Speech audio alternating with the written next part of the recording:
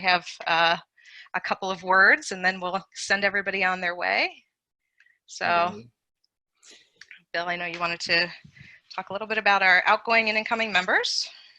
Yeah, just a final couple of words, just to say there's still, about 60, a little over 60 people still on the call, and listening to Dr. Nate, we got up into the mid 70s. So that's really awesome, on a Sunday and on Father's Day to have so many people still with us.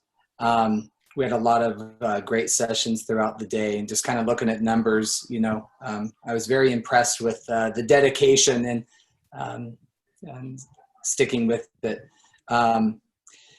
Another thank you to Kelly announced our outgoing board members the other day, but just a second and final thank you to Laura Slocum, who was our past president, and Earl, who stepped in to help us through the elections this year, and Matt Scheffler, who is our treasurer, and Mark Schober.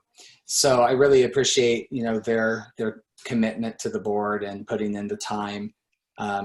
Especially, I know Mark, especially recently, has put in a lot of extra meetings with the conference committee. So he's always very thoughtful and has great ideas.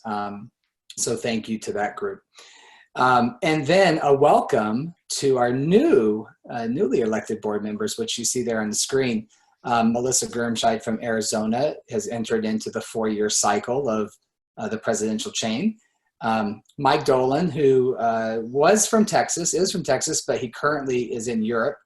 Mike has spent some time in Switzerland, and next school year will be in Italy. So he'll be taking over for Matt. And then Marta from the Minneapolis-St. Paul area. And Marta, you probably met her through either through Twitter, she's active on Twitter, but also through facilitating a couple of sessions over the last few days. So welcome to this great group. Very excited to work with them, and we appreciate the fact that they're willing to run and put in the commitment to AMTA. So thank you. I just want to say, please don't let the energy die. There's been a lot of great conversation and great thought sharing over the last couple of days, and as you know, or you maybe just heard for the first time the other day, there's basically 3 people, myself and Wendy and Colleen, who work to do everything possible for the organization. And there's just so many things to do, and so many things that we want to do, but it's a lot of time and effort and money necessary. So we love financial contributions, of course, but you can do so much more than that. There are happy hours and there are webinars that you can host. You can host conversations on equity and diversity. If you're interested in leading a module, the topics are endless. You all are experts in your field and you do awesome things in the classroom. So just contact myself and Wendy, one or both of us, and let us know if you have an interest in modules, which are, those 2 to 3 hour weekend sessions that we do. Join a course, a distance learning course, a summer course, a workshop. If you're unaware, there's a leadership pathway. There's nothing you can search and find because it's typically something that we hear. It's like self-generated, or we hear from a leader that somebody is, has the potential to be a great leader. But if you want to get yourself on that leadership pathway, you have to have at least 2 workshops under your belt and some experience as a modeler and recommendation from your leaders. So if you have an interest in becoming a future leader and then attending the leadership training, that is available. So we would love to have more people, especially in the fields of middle school and biology and astronomy. If we're able to keep the astronomy train going, we need some leaders there. Recruit colleagues to join AMTA and join us. And then just, continuing to support us the best you can, word of mouth. We're an old organization, 15 years old, but we're still fairly small, about 2,400 members. So we need support, and we would appreciate that. And then just my final thought, is big congratulations to one of our board members. I'm not sure if she's on the call right now because I'm only seeing Teresa's face, but Chantel Dooley recently completed her doctorate. So congratulations to Dr. Dooley. That's a big accomplishment. There are quite a few PhDs and EDDs that are members of AMTA, and that's a fantastic thing. And I think maybe we even have a board member who's thinking about pursuing a PhD soon. I will let that person remain nameless for now, but I think it's great to see people pursue further education and to hone their skills. And as you just heard Dr. Nate say, you are becoming an expert in that field. And there's something to be said for that. So congratulations to Chantel, and thanks to everyone that's on the call that was a presenter, facilitator, that you spoke up during a session and you talked and you shared, the conference committee, and Teresa. And I don't want to steal anything from Teresa more than I probably already did, but just a big thank you from me here in Louisville, Kentucky. Appreciate everything.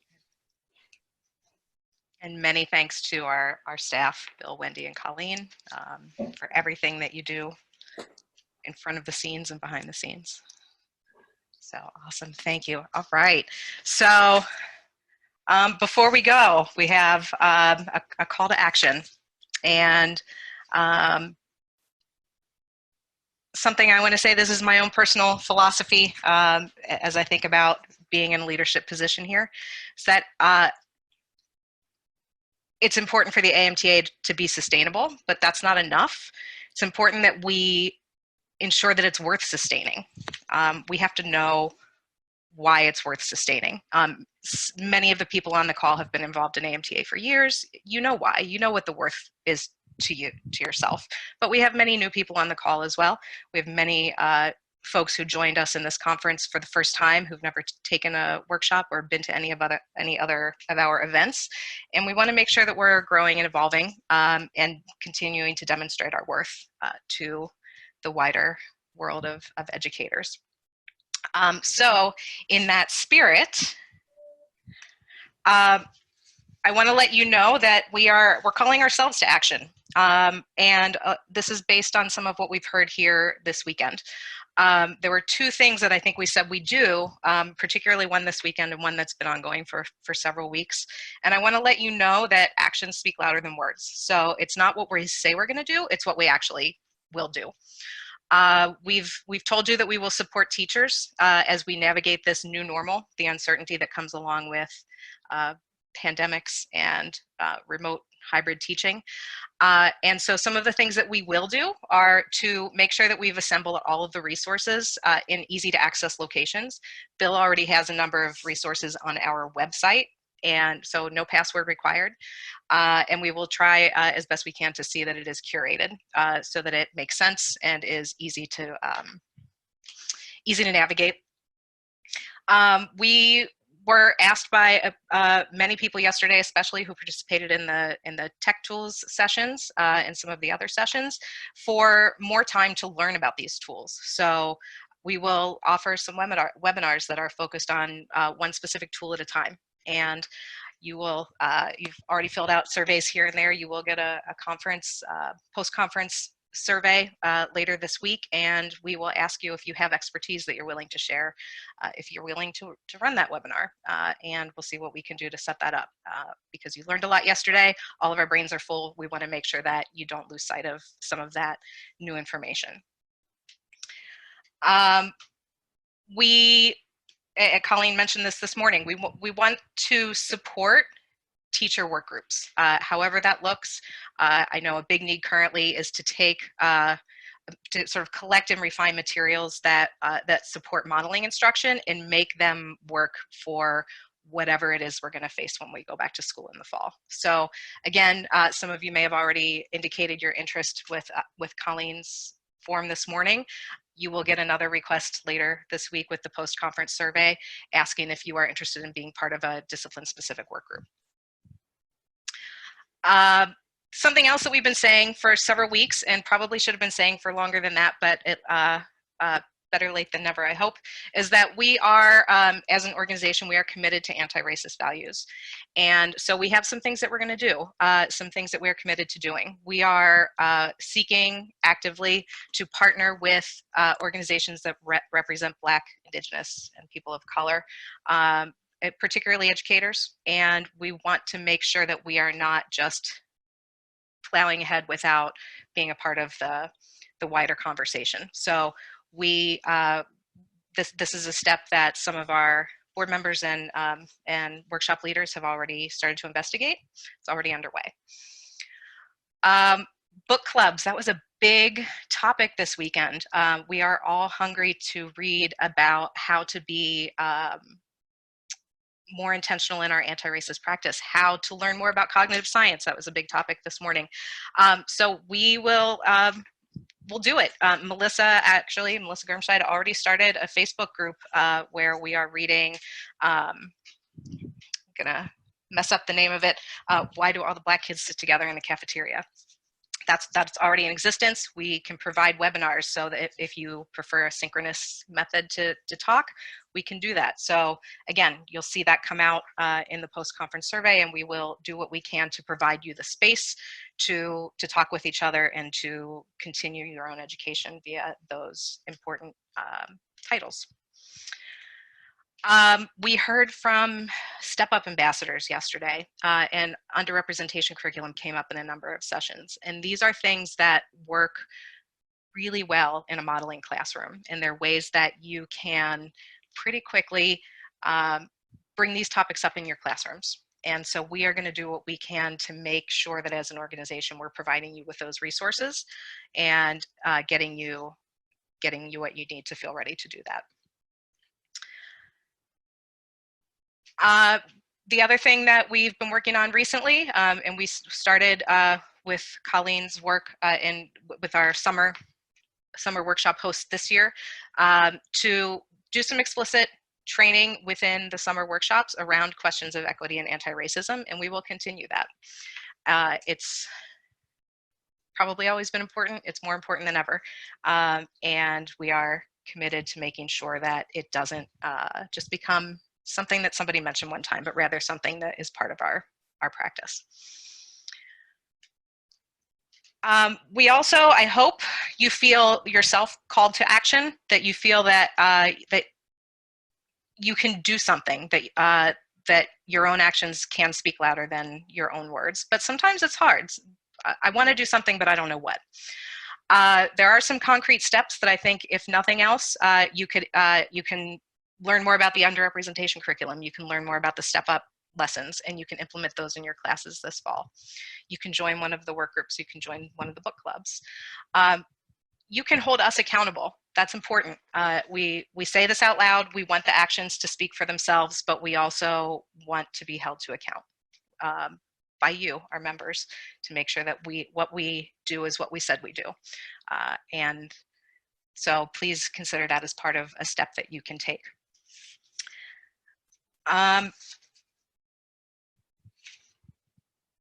Some of you might be familiar with culturally responsive education. Some of you might be a brand new topic, and I want to just say that it's a good way to think more about anti-racist education. But it's larger than that, and there's a framework that involves knowing yourself, knowing your students, and knowing your practice. And there are a lot of ways that you can do this. We can, as educators ourselves, we can make sure that we read the books we need to read, have the conversations we need to have, learn what we need to learn about ourselves and our students. I think it's important to say that white folks need to learn how to learn about being culturally responsive without burdening their Black, Indigenous, and colleagues of color. It's not their job to teach us. If they do, we should be grateful, but it is our responsibility to learn ourselves. And so to the extent that we can hold ourselves accountable, hold each other accountable in that process of learning, that's going to be really important. And we have to be able to listen to and follow the lead of our Black, Indigenous, and colleagues of color who have probably been speaking out all along, but have perhaps been ignored or overlooked in the past, and something about this cultural moment has changed where we're not overlooking as much as we used to. So knowing yourself, knowing who you are before you walk into a classroom full of students or walk into a Zoom room full of virtual students is important. Knowing your own students is important. We heard that from Dr. Nate, right? We need to know more than just their names. We need to know who they are, what their interests are, what do they crave, what supports do they need, what is their background. It's harder than ever in a virtual environment, but it's probably more important than ever in a virtual environment. If we are in fact going to be teaching virtually, we need to know more about our students, and we need to be better prepared to handle what it is that they bring with them. We need to know our practice, and those of us who have been involved with AMTA for a while are familiar with the fact that modeling instruction is rooted in cognitive science. Culturally responsive teaching is also rooted in cognitive science. So done properly, modeling instruction provides a way for us to have a more equitable classroom, to implement anti-racist practices, to improve our students' outcomes. And I was excited this morning when we were talking about cognitive science in David and Colleen's conversation. It's a big part of this. It underlies everything that we do, and there are a lot of ways that we can put it to work and make things good. I want to say one more thing, and then I will wish you all a good day. If you don't have in your own school a professional learning network, a group of colleagues that you trust and can run ideas behind, or run ideas by, sorry, make one. We can be each other's professional learning community. We can help each other. A text chain is a great way to have that support. I have more support than I can even list without leaving people off, but I have in my own household a spouse who lets me pace around and talk angrily about things and work things out. And I have on a group text, I have Ariel and Jeremy who are here, and Erica who's not, and we send each other silly things, but we also work through simulations that we want to use in our classes. For example, I have at the school where I work now an incredible set of colleagues. I'm endlessly grateful. I think some of them are on this call. I think Kate and Annapurna are here. Melanie and Hillary and Jen are not, but just amazing people. Kelly is on this call. We are not in the same school, but we are on the same board, and you have done so much for me this year. Colleen, you have done so much for me for many years. So if you can find people to support you and to push you and to help you grow and help you develop as an educator, you will be able to do everything you need to do. If you don't have those people yet, let's find them for you. Find them here. And that's all. Thank you all for coming. Happy Father's Day to those who celebrate. And I think we're done. Thanks, Teresa. Right, thank you. Everybody, look at all the windows clapping. I know. Well, and thank you all for sticking around. I know it's getting late in the day on Friday. Well, it is here on the East Coast, but some of you still have the rest of your day in front of you. But okay. Anyway. Everyone, have a great rest of your weekend. All right. Bye-bye. Thanks for coming. Bye. Have a good evening. Bye. All right. Bye. All right. Bye. Bye-bye. I'm going to hit the stop before I forget.